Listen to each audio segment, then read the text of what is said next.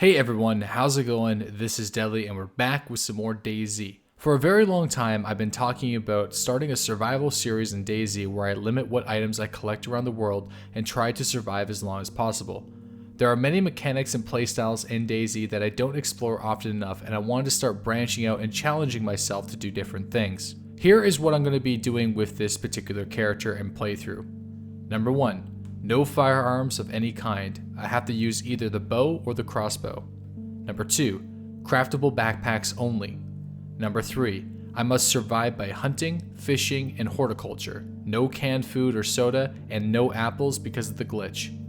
Number 4. I must establish a home base to store my supplies. And number 5. I must work towards crafting a full set of black leather clothing using pelts from the animals that I kill. Those are the basic rules, but I'm also going to be going with the flow. When I find items in the world, I'll evaluate if I should use them or not, and discuss why I won't be wearing and using certain items. Using these guidelines, I'm going to try to accomplish a few goals. How long can I survive on a single life? Can I establish a base and attempt it from getting raided or found? Once I get enough supplies, should I be hunting players using the bow and the crossbow? And should I be trading supplies and interact with other survivors using the radio or finding them in the world? Episode 1 is going to focus heavily on the startup and getting the basic supplies ready before going inland. So while I was listing off some of the ideas and the goals for this character's playthrough, I was actually able to collect and find a stone knife. I'm not going to be using glitches like being able to fast collect feathers from chicken coops, or I'm not going to be using the glitch where I can fast collect stones. That's why I'm going to be staying away from apple orchards completely. So after I was actually able to find my stone, I went to go make a branch, which is going to be used to either make a bow or it's going to be used as our primary melee weapon. You can also use the stick for a fishing rod. So if you attach a rope to the stick, you can make a fishing rod, and then you can attach some fishing hooks with bait and actually go fishing for food, which we'll be doing later on. Next, I'm going to want to try to find a burlap bag or some rope to make an improvised backpack, because we're not going to be taking regular backpacks. A lot of people want me to use that combination more, the bow, especially the crossbow. I mean, for one, the bow is more of a luck weapon, but the crossbow is actually good. You can get kills with the crossbow fairly easily. The only problem right now is finding the bolts can be very hard. Yeah. Okay, so we have a rope, but I think I'm going to opt to make a backpack before anything else. We do also have a hatchet, which could be useful, but I think I'm just going to leave that there for now. We got another rope, so we can actually go and make our bow now. We're going to go and do craft improvised bow. And we can also craft an improvised fishing rod eventually, and that's something that I'm going to want to do as well. So the sharpened stick on our back is actually going to be the fishing rod, opposed to making a spear, I think. Because the fishing rod is actually still a very effective weapon. Since we do have a bow, we should make some improvised arrows. So we can kill zombies from a distance, and if we ever get attacked by a random player, we can actually, hopefully, defend ourselves with it. So I'm going to split those into thirds, and then we're going to want to sharpen them. Sharpen all the sticks. This is the poor man's arrows. And there we go. We have 6 arrows ready to go. We can make some more, you know, it's not that big of a deal. We could make a few more, but I think for now, 5 should be enough just to kind of get us started. So like I said before, we're going to be limiting certain items, but we're not going to be limiting certain cosmetics. So I don't have too many problems wearing this leather jacket while we're rolling around. And I also won't have too many issues taking items such as a butane stove or a cooking pot, because that's going to allow me to cook my food. So it's not going to be full primitive technology. I'm actually going to be preferring to not use the fireplace cooking tripod setup. I prefer the butane stove setup, and we're going to be using that effectively. And here's one of those instances where we're gonna go kill this chicken.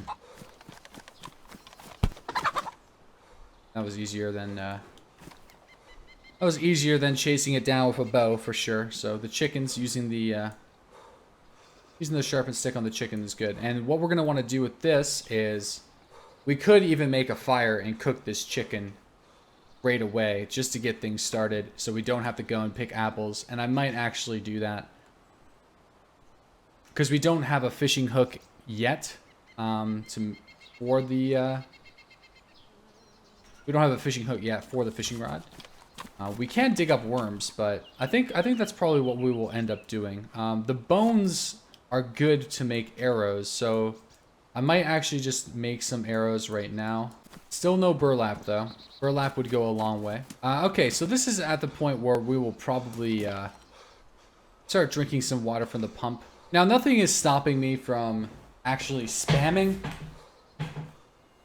the water, so I think for this case, I will be spamming the water pump, just because I just don't think it's going to make too much of a difference between whether or not I should, you know, put myself in this position for an unnecessary amount of time.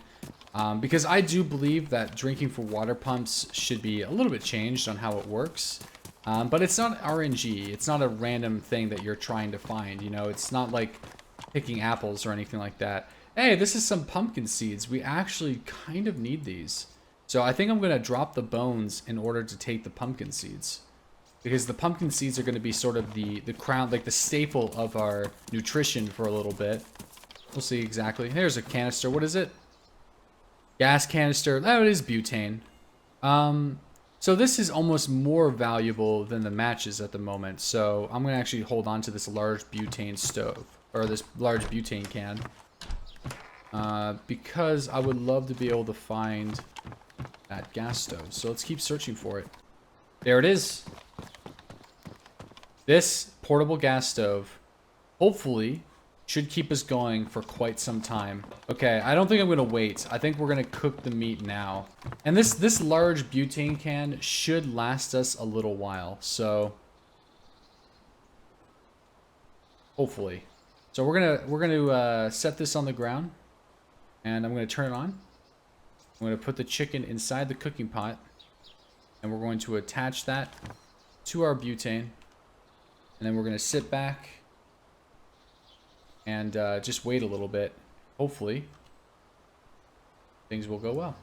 See the steam rising out of the cooking pot, which is kind of cool. Because the cooking pot actually has water inside of it. So it's nice to see the steam. Like you can tell it's, you know, it's boiling. And you want to periodically lift it off and check to make sure that you don't burn your meat. It really doesn't take, the thing I like about this method is it doesn't take very long. It really, really doesn't take very long to cook, opposed to a fire, which is very, very cumbersome. It takes up a lot of space, it takes a lot of time, and it's not so compact. So if we're going to be doing this survival series, we're going to rely heavily on the butane.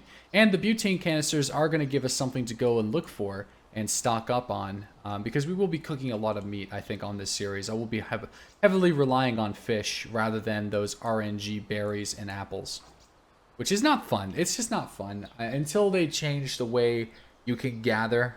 I just don't think it's fun. It's not fun whenever you can find lots of apples, and it's not fun whenever you can't find any apples either. It's just there's no middle ground when it comes to the current gathering situation.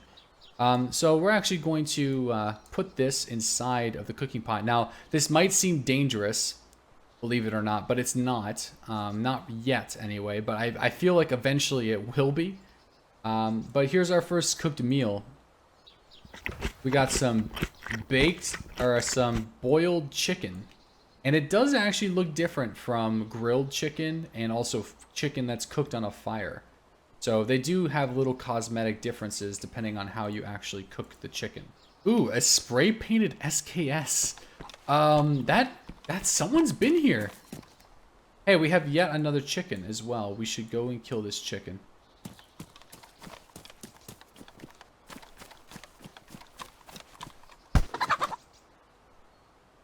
Kill as many chickens as we can to get started here. Let's just hope whoever dropped the SKS isn't an angry folk. Or isn't an angry person. Hunting jacket, hunting pants is good. Ooh. Well, we know that someone has been here, but let's grab that hunting jacket. Let's just hope whoever's been here isn't an angry guy and wants to kill us and steal our fucking beans. There's also some garden lime, which is going to come in handy down the road, but I think it's a little bit too early for us to be worrying about garden lime. So I'm going to leave it behind. Hey, there's a nice little flat hat. Let's take the flat hat. So at this point, we have a very good start. We have our bow, we have some ammunition for the bow, we have our sharpened stick, a hunting jacket, a small cap, our butane and our butane stove, our cooking pot, some pumpkin seeds, and some chicken. And the chicken is probably the most important part because the chicken is what's going to keep us going and allowing us to move inland for a long period of time.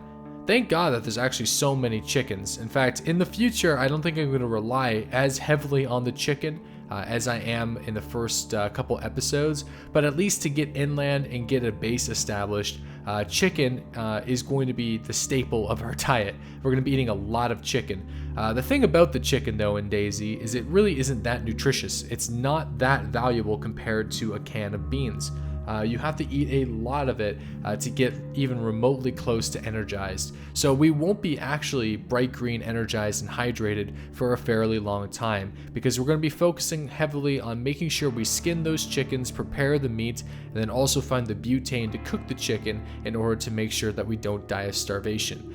So the next goal is to head inland towards Severograd, but I think that's pretty much it for this episode, guys. If you want to see more of this series, please let me know in the comment section below. I'm definitely going to be doing this more and uploading more of these episodes the more you guys want to see this. If this is something that you guys just don't find interesting and you don't want to watch, also let me know in the comment section below so then I know to kind of skip this content and focus mainly on PvP. But this is a really good idea in my opinion, and I would love to see an entire series from start to finish, from starting this character from the coast and then actually making that full black leather kit, and I think that would be really cool. I guess the last thing I'll say is this is actually on a private Hive server, so finding a barrel is going to be a pain in the ass, and that is going to be part of the struggle for this character's life. So anyways guys, thanks for watching, and I'll see you guys during the daily live streams at 8:30 a.m. Eastern Standard Time on Twitch.